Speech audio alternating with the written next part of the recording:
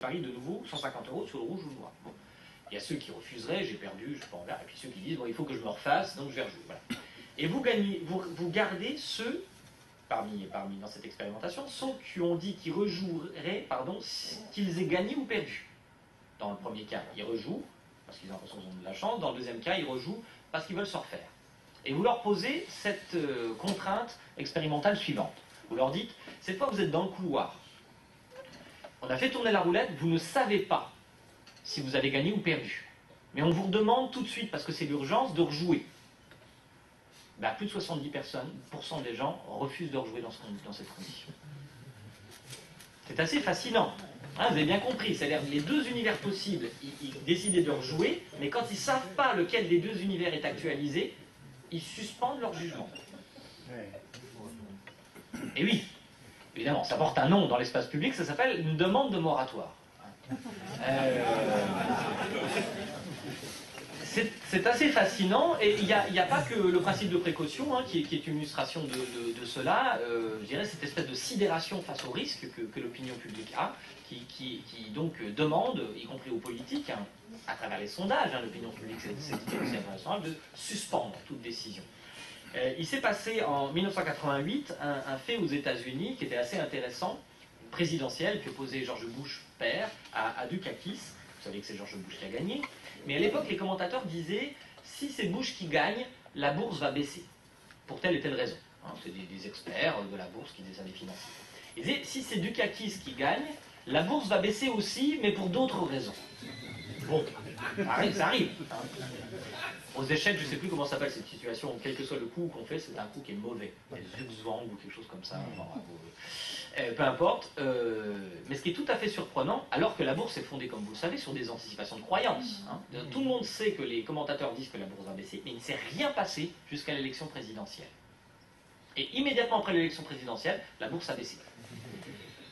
C'est assez intéressant, on aurait pu croire que les gens auraient anticipé ce qui était prévisible, mais là aussi, ne sachant pas quel univers, espace-temps, Dukakis ou Bush allait être actualisé, il y a une suspension de la décision qui est tangible au niveau collectif, et qui en effet, je le disais, oui, rappelle un certain nombre d'attitudes du grand public face à cela. Alors voilà.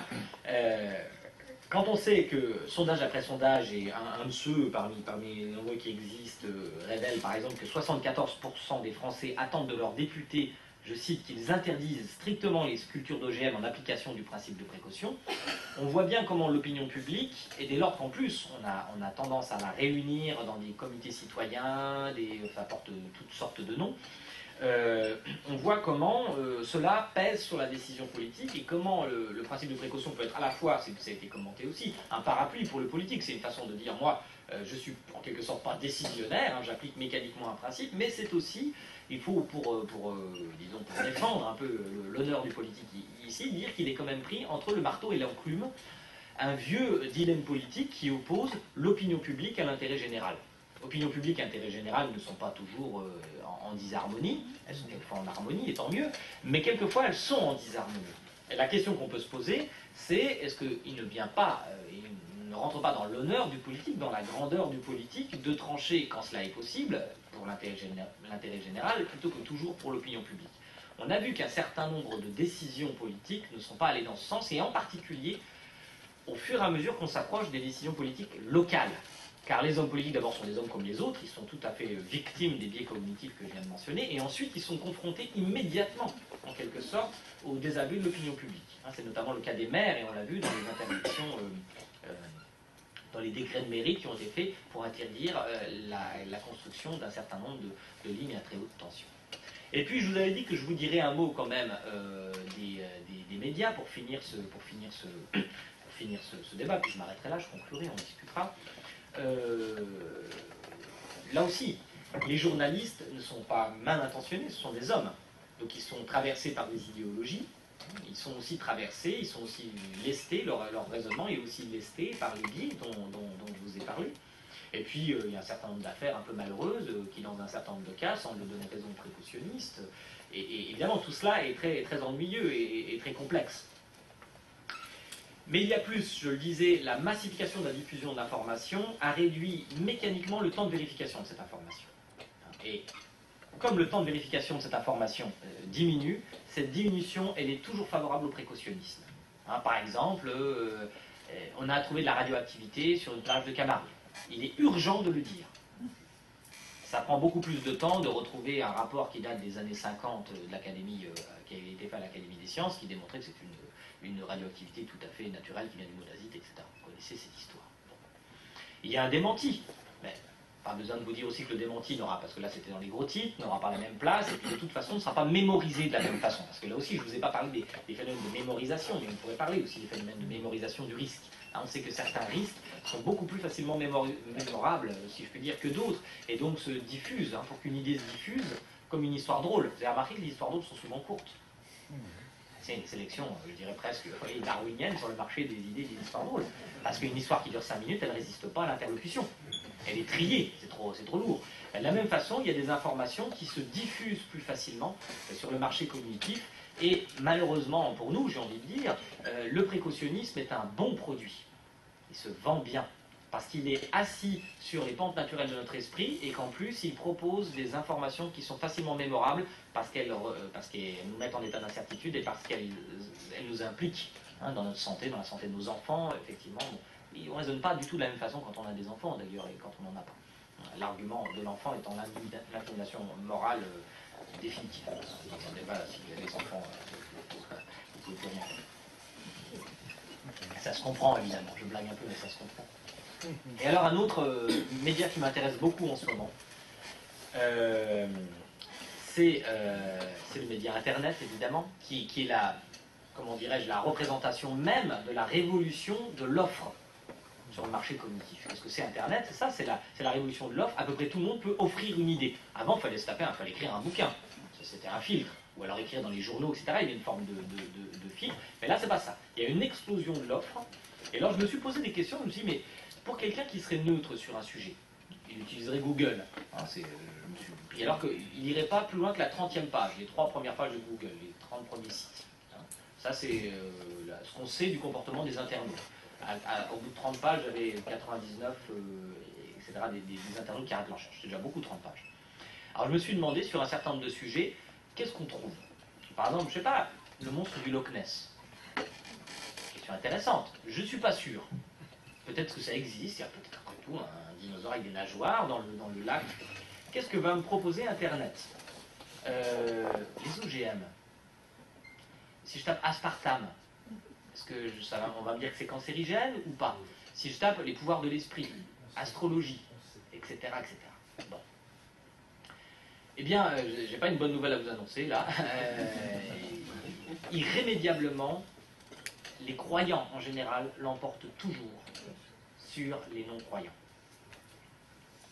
Pour l'astrologie, c'est le pire de tout parce qu'il y a plus de 95% des 30 premiers sites qui sont favorables à l'astrologie, mais ça c'est pour des raisons commerciales. Ils proposent un certain nombre de services. Mais sur tous les autres sujets où il n'y a pas d'enjeux commerciaux très forts, bon, sauf peut-être, je ne sais pas, le ministre du tourisme écossais a intérêt peut-être à son enfin, là, mis à part, on suppose, par exemple, sur le monstre de Loch, les crop circles, vous savez, les grands cercles de culture, etc., vous avez à peu près toujours 60% des sites qui prennent position, qui sont favorables à la croyance. Sur les OGM, ce sont les sites précautionnistes qui l'emportent. J'ai essayé de regarder aussi sur une affaire particulière, sur une affaire je le disais tout à l'heure, d'un procès qui avait eu lieu contre RTE, à propos d'une ligne à très haute tension qui opposait RTE à une famille d'agriculteurs, les Marcouillous, qui avait gagné en première instance. Le tribunal de Tulle avait tranché en faveur des Marcouillous, et depuis la décision a été cassée en appel, notamment. Et là, j'ai voulu savoir ce que les médias officiels disaient. J'ai pris, comme c'est une petite affaire, en fait, il y a beaucoup d'articles, mais j'ai pris l'exhaustivité de ce qui s'était publié, écrit, etc. Un gros travail, mais je voulais en avoir le cœur net. Et là aussi, le point de vue précautionniste était très dominant dans la presse ordinaire. Il l'était aussi sur la toile. Mais alors sur la toile, ça s'explique, je dirais, par comment expliquer ça? Pourquoi est-ce que les croyants dominent? Tout simplement, malheureusement, et vous n'êtes pas un bon exemple, hein, vous n'êtes pas très représentatif de ce que je vais dire ici, c'est que les croyants sont beaucoup plus motivés que les non-croyants. C'est un marché de l'offre qui est ultra sensible à la motivation des offreurs, tout simplement, et que les non-croyants, par exemple, si vous ne croyez pas que la CIA a fomenté les attentats du 11 septembre, vous êtes un non-croyant. Et il y a des croyants qui le croient, qui pense que la CIA a fomenté les attentats du 11 septembre, ce qui permet presque de faire de la publicité pour le prochain numéro de la revue Science et Pseudosciences. Eh bien, vous avez remarqué dans les conversations, la plupart du temps, le croyant a beaucoup plus de choses à dire que le non-croyant. Tout simplement parce que le non-croyant, il s'en fout. Et oui. Il va hausser les épaules, il va dire « Oh, tu m'agaces avec tes histoires », mais le croyant, lui, il va dire « Si, il s'est passé ceci, cela, la température des tours, les machins, etc. » Il ne saura peut-être pas tout, mais il aura des arguments. Ce qui veut dire que si vous êtes neutre et que vous écoutez cette conversation, lequel va vous paraître le plus convaincant? Celui qui est ironique, mais qui n'a rien à dire? Ou le croyant qui, lui, apparemment, a travaillé scientifiquement, entre guillemets, son dossier, parce qu'il revendique un peu l'approche scientifique dans certains cas, du conspirationniste. Ben, sur la toile, c'est la même chose. Et je l'ai mesuré, tout simplement, pour tester cette hypothèse, je l'ai mesuré sur les forums. Les forums, il y a des gens qui sont croyants, pas croyants, ils débattent, et je regardais le genre d'arguments. Et, j'ai plus les chiffres en tête, je ne pensais pas vous parler de ça, mais bon, je les invente du coup un peu, mais disons grosso modo, dans 50% des cas, les croyants, ils renvoyaient un lien, ils avaient un copier-coller d'un argument, etc. Le non-croyant, il mettait un smiley, du genre t'es fou, etc. Oui, les petits trucs qui bougent. Mais certains avaient des arguments, mais c'était, je crois, dans 20 ou 30% des cas. On voyait bien, là, c'était tangible que les croyants, parce que ça fait partie de leur identité, parce que tout à coup ça devient une passion, etc. Alors évidemment, vous, ce qui contre, les seuls non-croyants qui contrebalancent, c'est justement les gens de la FIS, la zététique, les sceptiques du Québec, etc. Ceux qui, en fait, sont des militants de la non-croyance. Mais paradoxalement, et je terminerai là-dessus, et j'ouvre la réflexion, les croyants ont réussi à instaurer dans le monde, vous voyez comment paradoxalement une innovation technologique n'est pas toujours favorable à la diffusion de la connaissance, ils ont réussi à instaurer un oligopole cognitif paradoxal en tapant bien fort dans le ventre mou de notre rationalisme contemporain.